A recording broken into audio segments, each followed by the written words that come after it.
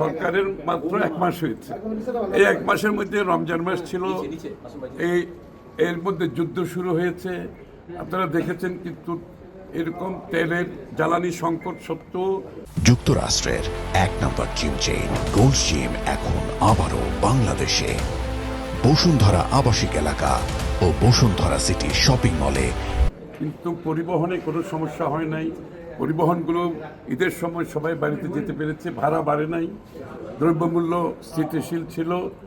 এর মধ্যে গার্মেন্টসের প্রত্যেক বছর যে সমস্যাগুলো ঈদের আগে হয়, এবার দেখছেন গার্মেন্টসে কোনো অস্থিরতা ছিল না, কারণ এগুলো আমাদের অর্থনৈতিক ম্যানেজমেন্টের কারণে আমরা এগুলো ব্যবস্থাপনা আগে থেকে নিয়েছি, সঠিক সময়ে সিদ্ধান্তগুলো নিয়েছি বলে আপনারা দেখবেন পুরো রমজান মাসে দ্রব্যমূল্যের স্থিতিশীল ছিল, পরিবহনে কোনো সমস্যা হয় নাই। তেলের এত বড় সংকট থাকা সত্ত্বেও তেলের অভাবে কোনো পরিবহন বন্ধ ছিল না, এবং গার্মেন্টসের শ্রমিকদের বেতন সঠিক সময়ে দেওয়া হয়েছে, কোনো অস্থিরতা ছিল না। এই পর্যন্ত অর্থনৈতিক ব্যবস্থাপনায় আমরা চেষ্টা করে যাচ্ছি, কিন্তু সরকার তো একা পারবে না।